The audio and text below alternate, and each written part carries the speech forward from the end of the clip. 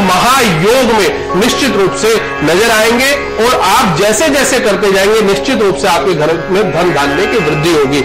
इसके साथ भाग्य में उन्नति, भाग्य में किसी भी प्रकार की आपके रुकावट है और अड़चने आपको बार बार आती है किसी भी कार्य के लिए जब आप जाते हैं तो भगवान सूर्य को अर्घ देना नहीं भूलें। कुंभ के दौरान प्रयागराज इलाहाबाद में जो लोग नहीं जा पा रहे हैं वो घर में ही गंगा मैया को जल में मिला के स्नान करेंगे और भगवान सूर्य को तांबे के लोटे से रोली, चावल और गुड़ मिला के भगवान सूर्य को देखते हुए ओम घृणी सूर्याय नमः, किसी कारणवश सूर्य भगवान नजर नहीं आते तो जिस तरफ से सूर्य भगवान उदित होते हैं यानी कि पूर्व दिशा से, वहां आपने भगवान सूर्य को अर्घ देना है अंजलि बना के, यानी कि अंजलि में लोटा रख के भगवान सूर्य को आप अर्घ दें। इसके साथ साथ आपको आदित्य हृदय स्तोत्र का अगर पाठ कर सकते हैं तो वो पाठ करना चाहिए या ब्राह्मणों के माध्यम से कराना चाहिए। वो भी नहीं कर सकते हैं तो ओम भास्कराय नमः मंत्र का जाप करें और जाप जितना होगा, कहते हैं अधिकस्य अधिकम फलम, जितना अधिक जाप करेंगे उसका उतना ही अधिक फल होगा। इसके साथ साथ काले तिल और गुड़ का दान करें, इससे आपके घर में दिन दुगनी रात चौगुनी तरक्की होगी और भाग्य में उन्नति होगी। जो भी अड़चने आपके भाग्य में है यानी कि भाग्य, क्योंकि ये जो काल है ये पुण्यों को बढ़ाने वाला है। पुण्य हमारे जीवन में हमारी किस्मत है और जो हमारे कष्ट है वही पूर्व जन्म के हमारे जो पाप है वो हमारे को कष्ट के रूप में मिलते हैं। तो ये जो काल है ये पुण्यों को बढ़ाने के लिए उत्तम माना जाता है। तो भाग्य की उन्नति के लिए ये उपाय करें। इसके लिए विवाह, जिन लोगों का विवाह नहीं हो रहा वो क्या करें, चाहे वो लड़का हो चाहे लड़की, तो विवाह के लिए गंगा स्नान के बाद लाल मसूर, ये सभी उपाय ये जरूर रहे के ध्यान में रखें कि भगवान सूर्य की उपासना पर भी आधारित है, यानी कि गंगा स्नान के बाद भगवान सूर्य को अर्घ देना अनिवार्य है। तो गंगा स्नान के बाद लाल मसूर की दाल और गुड़ का दान करें। ओम पत्नी मनोरमाम देही मनोवृत्तानुतारणीम तारणीम दुर्ग संसार सागरस्य कुलोद्भवान, इस मंत्र का जाप भी किया जा सकता है। जो लोग इस मंत्र का जाप नहीं कर सकते तो ओम नमः पार्वते हर, इस मंत्र का जाप भी कर सकते हैं। तो ये लड़का और लड़की दोनों अपना सकते हैं। पत्नी मनोरमान देवी जो मंत्र है वो सिर्फ लड़के अपना सकते हैं, वो पत्नी की प्राप्ति के लिए।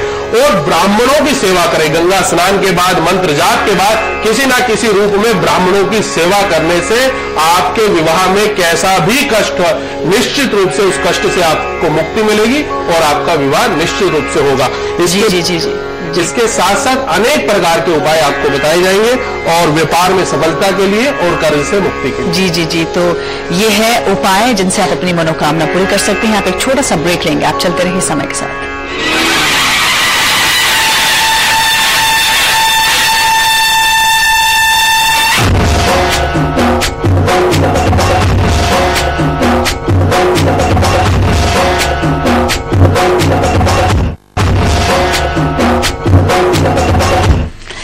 तो कौन सा आपको उपाय करना है जिससे आपकी मनोकामना पूरी हो, यही बता रहे हैं धर्माचार्य विवेक मुदगल जी। अभी कर्ज की बात हो रही थी।